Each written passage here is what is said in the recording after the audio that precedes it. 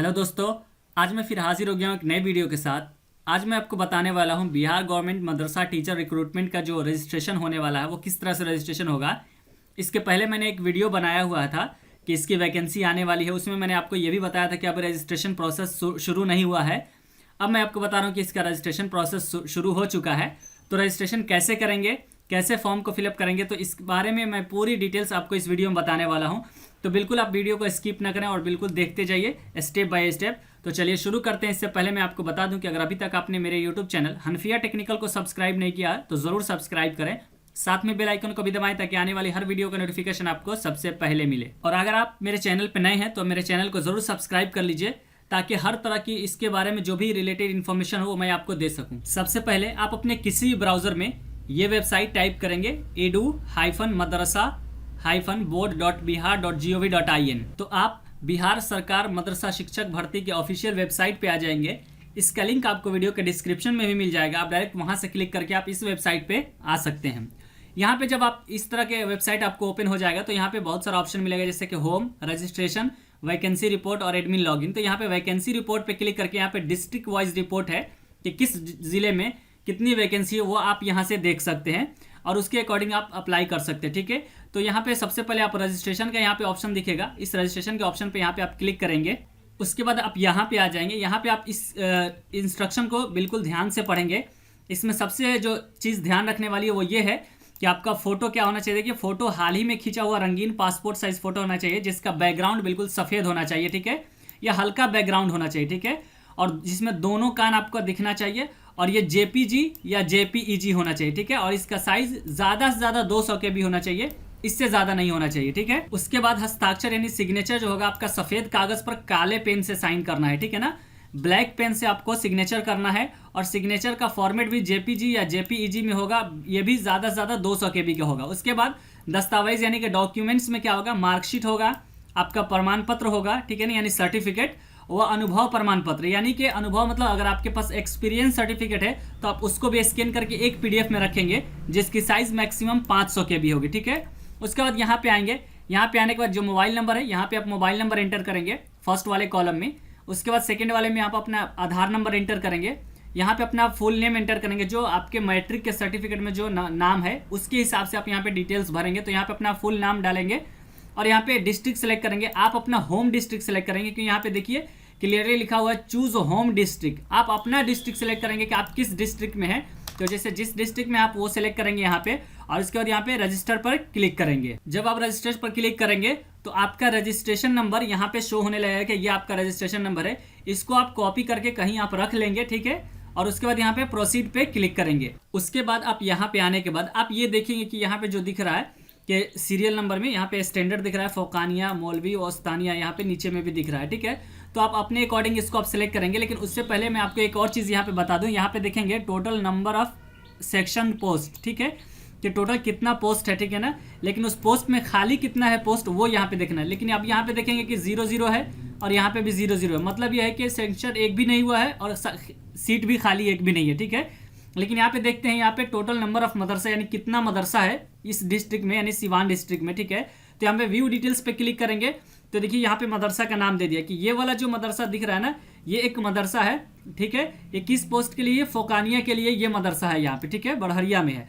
उसके बाद दूसरा वाला यहाँ पे जो मौलवी वाला सेलेक्ट करेंगे तो यहाँ पे 3 मदरसा दे रहा है। यहाँ पे व्यू डिटेल्स पे क्लिक करेंगे तो यहाँ पे आपको देगा, देखिए तीनों अलग अलग नाम यहाँ पे दे रहा है। ठीक है, अलग अलग मदरसे का नाम दे रहा है। लेकिन यहाँ पे भी आप देखेंगे सैंक्शन पोस्ट में यानी 00 है और वैकेंट पोस्ट में 00 है। ठीक है, मैं आपको आगे दिखाने वाला हूँ कि यहाँ पे क्यों नहीं दिखा रहा है। ठीक है, पोस्ट वो आप बिल्कुल ध्यान से देखेंगे वीडियो को। इसको मैं क्लोज करता हूँ और यहाँ पे नीचे जो ओस्तानिया वाला यहाँ पे व्यू डिटेल्स पे क्लिक करेंगे तो यहाँ पे देखिए 35 मदरसा है, ये पूरा ये मदरसा है। लेकिन यहाँ पे मैंने चेक किया तो किसी भी मदरसे में यहाँ पे एक भी सीट खाली नहीं और एक भी सीट सेंक्शन ही नहीं हुआ है। तो जब सेंक्शन नहीं हुआ तो आप फॉर्म क्यों भरा रहे हैं। ठीक है, इसके लिए मैं एक चेक किया यहाँ पे, जब मैं पहले वेबसाइट पे गया। ठीक है, मैं वो भी आपको दिखा देता हूँ। सबसे पहले मैं इस वेबसाइट पे आया। ठीक है, यहाँ पे आने के बाद मैंने ये व्यू वैकेंसी डिटेल्स पे मैंने क्लिक किया। ठीक है, तो जैसे मैं क्लिक किया तो यहाँ पे एक एक्सेल फॉर्मेट में एक इसका पूरे वैकेंसी का डिटेल्स यहाँ पे मुझे दिखने लगा। ठीक है, अब आप देखेंगे कि ये पूरी वैकेंसी का डिटेल्स है। ठीक है ना, जो एक लिस्ट में मतलब दिखने लगा है। ठीक है, और यहाँ पे मैं एक चीज़ और आपको दिखा दूँ। जब यहाँ पे आएंगे तो ये जैसे देखिए ये फोकानिया लिखा हुआ है। ठीक है ना, तो यहाँ पे व्यू डिटेल्स पे क्लिक करेंगे तो यहाँ पे आप मदरसा का नाम पढ़िए। सबसे पहले मदरसा ये आप देख लीजिए यहाँ पे कौन सा मदरसा है, मदरसा शमसिया तेगिया अनवारुल उलूम, ठीक है। ये मदरसा है, फोकानिया है, ठीक है ना। इसका स्टैंडर्ड क्या है, फोकानिया है, यानी ओस्तानिया यहाँ पे नहीं है, यहाँ पे स्टैंडर्ड इसका फोकानिया है। तो यहाँ पे हम क्लोज करेंगे, मदरसा का नाम याद रखेंगे, क्लोज करेंगे। फिर हम एक्सेल फाइल में जाते हैं और यहाँ पे एक चीज़ और ये भी देखेंगे कि पोस्ट सेंक्शन कितना हुआ है 0 और पोस्ट वैकेंट यानी खाली कितना है उसमें पोस्ट, तो 0, यानी कि एक भी पोस्ट खाली नहीं है। तो अब यहाँ पे हम एक्सेल में आएंगे, यहाँ पे आने के बाद हम डायरेक्ट इसको फाइंड करते हैं। यहाँ पे देखिए मदरसा शमसिया मैंने लिखा है, यहाँ पे नेक्स्ट जैसे फाइंड नेक्स्ट पे करेंगे तो एक ये आ रहा मदरसा शमसिया, ये शीरपुर है। फिर फाइंड नेक्स्ट करेंगे तो यहाँ पे आ रहा है ये सिंघी मारी मिल्लिक, यहाँ पे फिर फाइंड नेक्स्ट पे करेंगे तो ये देखिए आ गया मदरसा शमसिया तेगिया, ठीक है ना, ये वाला, ठीक है ना। अब इसको थोड़ा सा हम क्या करेंगे, हाईलाइट अभी कर देंगे, इसलिए ताकि हमको दिखने में आसानी हो, ठीक है ना। इसका कलर वाइट कर देते हैं। अब देखिए इस पे हम जाते हैं आगे, तो आपने क्या देखा था कि पोस्ट वहां पे एक भी सेंक्शन ही नहीं हुआ। यहाँ पे आप देखेंगे हेड मौलवी के लिए कितना है, 1 सीट है जो कि वैकेंट है, यानी कि वो खाली है। फिर दूसरा जब देखेंगे असिस्टेंट के लिए यहाँ पे 2 सीट है, असिस्टेंट यानी आलिम के लिए, यहाँ पे 2 सीट है, लेकिन उसमें से आलिम के लिए एक भी सीट खाली नहीं है। हेड मौलवी का पोस्ट 1 है और वो खाली है, लेकिन आलिम के लिए 2 सीट है, एक भी खाली नहीं है। यहाँ पे देखेंगे मौलवी के लिए 1 सीट है, खाली नहीं है, ठीक है। उसके बाद यहाँ पे हाफिज के लिए देखेंगे, हाफिज के लिए भी 1 सीट है, वो भी खाली नहीं है, ठीक है। अब यहाँ पे इंटर ट्रेंड सेक्शन जो दिया है, यहाँ पे देखिए इंटर के लिए जो यहाँ पे 2 सीट है और यहाँ पे दोनों सीट खाली है, ठीक है, आप देख पा रहे होंगे। उसके बाद यहाँ पे आप देखेंगे ये वाला है विद्यालय परिचारिका, इसमें 1 सीट है लेकिन वो खाली नहीं है, ठीक है। आगे चलते हैं फाजिल असिस्टेंट के लिए, यहाँ पे 2 सीट है, 2 सीट टोटल सेंक्शन हुआ है, लेकिन उसमें से खाली 1 सीट है, यानी 1 सीट पहले से फुल है और 1 सीट उसमें खाली है। उसके बाद है ग्रेजुएट ट्रेंड में, तो यहाँ पे भी 1 सीट है, सेंक्शन जो हुआ है 1 सीट हुआ है और 1 सीट यहाँ पे खाली है। उसके बाद यहाँ पे क्लर्क वाले में देखेंगे, यहाँ पे भी 1 सीट है और 1 सीट खाली है, यानी कि उस मदरसे का जिसका मैंने ऊपर यहाँ पे दिखाया है वेबसाइट पे, यहाँ पे जब व्यू डिटेल्स पे क्लिक करते हैं तो यहाँ पे जो मैंने आपको दिखाया कि ये मदरसे में यहाँ पे सेंक्शन पोस्ट 0 दिखा रहा है, जबकि मैंने आपको एक्सेल फॉर्मेट को डाउनलोड करके दिखाया जो इसी वेबसाइट पे अवेलेबल है, तो उसमें दिखा रहा है कि सीट खाली है। जैसे कि हेड मौलवी के लिए 1 सीट सेंक्शन हुआ है और वो सीट खाली है, तो यहाँ पे वैकेंट दिखाना चाहिए, लेकिन नहीं दिखा रहा है। फिलहाल मैं इसी को प्रोसेस करके आगे बढ़ता हूँ, ठीक है ना। यहाँ पे तीनों को टिक करेंगे और यहाँ पे सेव एंड नेक्स्ट पे क्लिक करेंगे। उसके बाद यहाँ पे आप ओके पे क्लिक करेंगे। उसके बाद जब यहाँ पे आएंगे, जब सेव एंड नेक्स्ट करके जब आप क्लिक करके यहाँ पे आएंगे तो यहाँ पे आपको कुछ डिटेल्स दिखेगा, जैसे वस्तानिया लिखा हुआ है, ठीक है। वस्तानिया में पोस्ट कौन सा है, हेड मौलवी है, ठीक है ना। हेड मौलवी के लिए आपको क्वालिफिकेशन कितनी चाहिए वो आप यहाँ पे देखेंगे, तो आलिम ऑनर्स होना चाहिए या ग्रेजुएशन ऑनर्स होना चाहिए। जैसे कि बिहार मौलाना मजहरुल हक से जो करते हैं वो आलिम ऑनर्स हो जाता है, ठीक है। उर्दू से करते हैं या अरबिक से करते हैं या किसी और आप यूनिवर्सिटी से करते हैं तो उसमें ग्रेजुएशन ऑनर्स होता है। तो इस तरह का आप देख लेंगे, दोनों में से कोई एक होना चाहिए आपको हेड मौलवी बनने के लिए, ठीक है, वस्तानिया का, ठीक है। उसी तरह से वस्तानिया का ही मौलवी असिस्टेंट आपको बनना है तो मिनिमम 45% मार्क्स होना चाहिए आपका मौलवी में। इसके अलावा एडिशनल क्वालिफिकेशन में आप देखेंगे यहाँ पे कुछ भी नहीं चाहिए, नथिंग, यानी इसके अलावा आपको कुछ नहीं देना है। यहाँ पे वस्तानिया में आपको हाफिज के पोस्ट पर जो है उसमें क्या चाहिए कि मिनिमम 40% मार्क्स होना चाहिए, किसमें, मौलवी में या कुरान हाफिज में, यानी दोनों में से किसी एक में आपका कम से कम 40% आपका मार्क्स होना चाहिए, ठीक है। इसी तरह से वस्तानिया में आप देखेंगे तो इंटर ट्रेंड के लिए इंटरमीडिएट और डीएलएड या बीएड होना चाहिए, ये आप ध्यान रखेंगे। इंटर ट्रेंड के लिए इंटरमीडिएट आपका होना चाहिए, यानी इंटर आप पास हो गए हो और डीएलएड किए हो या बीएड, दोनों में से कोई एक, अलग से कोई भी आपको अलग से एडिशनल क्वालिफिकेशन की जरूरत नहीं है, ठीक है ना। लेकिन जब आप प्यून के लिए देखेंगे, वस्तानिया में ही प्यून के लिए, तो यहाँ पे आप देखेंगे कि कम से कम 40% मार्क्स होना चाहिए किसी भी बोर्ड से, ठीक है ना। और उसके बाद यहाँ पे देखिए या इक्विवेलेंट क्वालिफिकेशन या इसी के बराबर 40% मार्क्स होना चाहिए, किसमें, अब यहाँ पे ये भी नहीं दिया है कि 10th में होना चाहिए या 12th में होना चाहिए, लेकिन आप मान के चलेंगे कि यहाँ पे 12th या 10th का ही रखेंगे आप यहाँ पे, ठीक है। 12th आप मान के चलिए, ठीक है ना, कि 12th में आपका होना चाहिए, ठीक है। उसके बाद यहाँ पे प्रोफिशिएंसी इन साइकिलिंग, यानी एडिशनल क्वालिफिकेशन में क्या है कि आपको साइकिल चलाना आता हो तो आप प्यून के लिए आप एलिजिबल होंगे, ठीक है। साइकिल चलाना नहीं आता हो तो आप एलिजिबल नहीं है, ठीक है। उसके बाद इसी तरह से जब आप आएंगे नीचे तो हेड मौलवी के लिए जब आप फोकानिया में देखेंगे तो यहाँ पे देखिए हेड मौलवी के लिए क्या है, आलिम ऑनर्स होना चाहिए या ग्रेजुएशन ऑनर्स होना चाहिए। साथ ही साथ आपका कम से कम 10 साल का एक्सपीरियंस होना चाहिए किसी भी रिकॉग्नाइज्ड मदरसे में, मतलब किसी भी मान्यता प्राप्त मदरसे में आपका 10 साल का एक्सपीरियंस होना चाहिए। तो आप फोकानिया के हेड मौलवी बनने के लिए आप एलिजिबल हो जाएंगे आपके आलिम ऑनर्स के साथ या ग्रेजुएशन ऑनर्स के साथ। तो आपको इसमें से आप पूरा चेक करेंगे कि आपको क्या क्या चीज़ चाहिए, ठीक है ना, उसके हिसाब से आप इसमें अप्लाई करेंगे। आप जिस चीज़ के लिए एलिजिबल है उसमें आप टिक मार्क करेंगे। जैसे मान लीजिए मैं इस पे अप्लाई करना है, ठीक है, इस पे, ये तीनों पे, 4 पे अप्लाई करना है, 5 पे अप्लाई करना है, 6 पे अप्लाई करना है, जिस पे भी आपको अप्लाई करना है ये सब पे टिक मार्क करेंगे और फिर यहाँ पे नीचे स्क्रॉल करते हुए आएंगे और यहाँ पे सेव एंड नेक्स्ट पे क्लिक करेंगे। उसके बाद यहाँ पे यस आई कंफर्म पे क्लिक करेंगे। उसके बाद आप यहाँ पे आएंगे फॉर्म फिलअप करने के लिए। फॉर्म फिलअप करने के लिए आपको क्या क्या करना है वो यहाँ पे आप देखेंगे। सबसे पहले आपने किस पोस्ट के लिए अप्लाई किया है, तो यहाँ पे आप देख सकते हैं इतने पोस्ट के लिए आपने अप्लाई किया हुआ है, ठीक है। उसमें आपको क्या करना है, जैसे कि आपको यहाँ पे फर्स्ट नेम एंटर करना है, फिर यहाँ पे मिडिल नेम और यहाँ पे आपको लास्ट नेम यहाँ पे एंटर करना है। First name, middle name, last name क्या होता है। फॉर एग्जाम्पल अगर आपका नाम मोहम्मद इकरामुद्दीन अहमद है तो यहाँ पे फर्स्ट वाले में मोहम्मद, सेकंड वाले में इकरामुद्दीन और लास्ट वाले में अहमद एंटर करेंगे। लेकिन अगर आपका नाम मोहम्मद इकरामुद्दीन है तो यहाँ पे फर्स्ट में मोहम्मद और लास्ट में इकरामुद्दीन, और मिडिल वाले को ऐसे ही आप ब्लैंक छोड़ देंगे, ठीक है। उसके बाद आप यहाँ पे जेंडर सेलेक्ट करेंगे, मेल है या फीमेल है। यहाँ पे मैरिटल स्टेटस सेलेक्ट करेंगे, आप शादीशुदा हैं, गैर शादीशुदा है। अगर शादीशुदा है तो यहाँ पे मैरिड सेलेक्ट करेंगे, गैर शादीशुदा है तो आप यहाँ पे अनमैरिड, यानी कि अगर आपकी शादी नहीं हुई तो अनमैरिड सेलेक्ट करेंगे।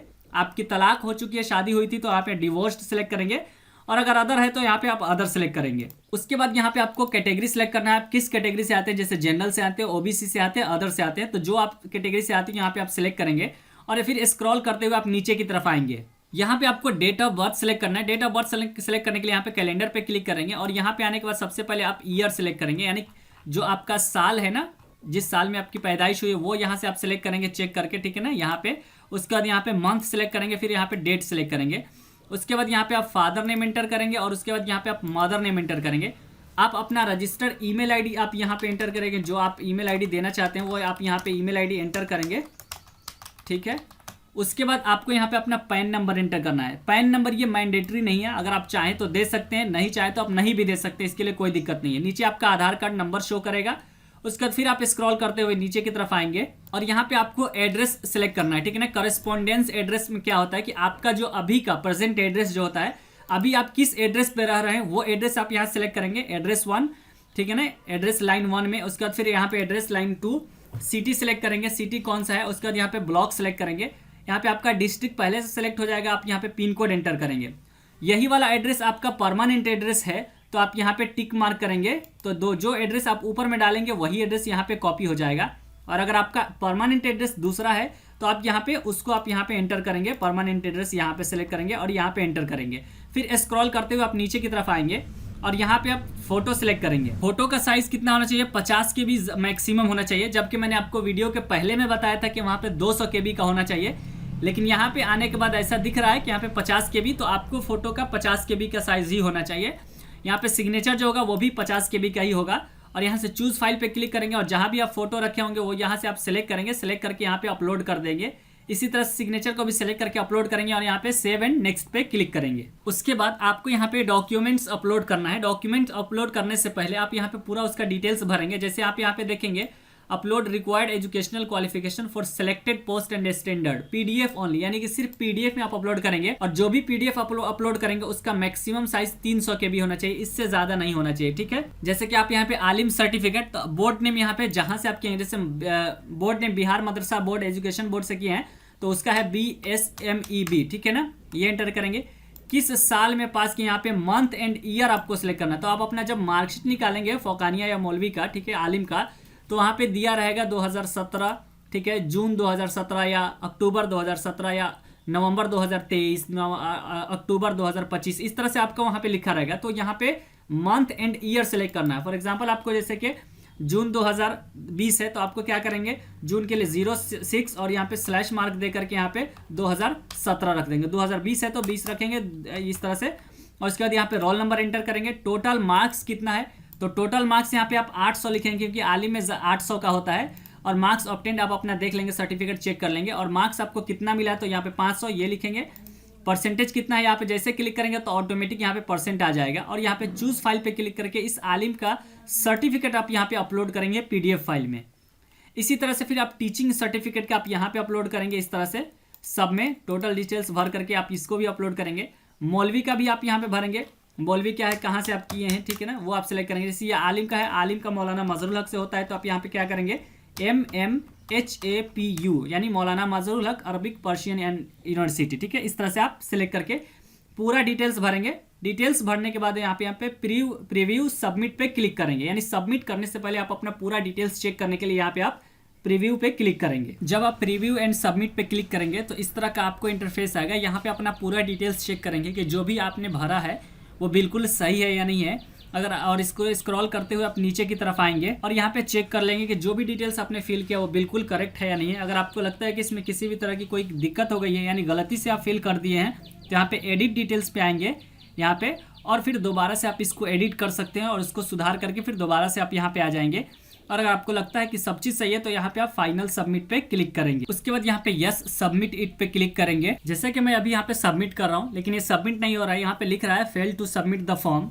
अभी किसी चीज़ के किसी एरर की वजह से अभी सबमिट नहीं हो रहा है। जैसे ही सबमिट हो जाएगा तो मैं यहाँ पे सबमिट कर दूंगा। इस तरह से आप अपने फॉर्म को फिल करके आप यहाँ पे सबमिट कर सकते हैं। इस तरह से आप इस फॉर्म को फिल कर सकते हैं। अगर फॉर्म फिल करते वक्त आपको किसी भी तरह की कोई परेशानी हो रही है तो आप हमें कमेंट करके कमेंट बॉक्स में पूछ सकते हैं। मैं ज़रूर आपके जवाब देने की कोशिश करूंगा। और अगर ये वीडियो आपको अच्छी लगे तो आप अपने दोस्तों के साथ ज़रूर शेयर कीजिए ताकि एक दूसरे को भी इससे फ़ायदा हासिल हो सके। फिर मिलते हैं एक नए वीडियो के साथ।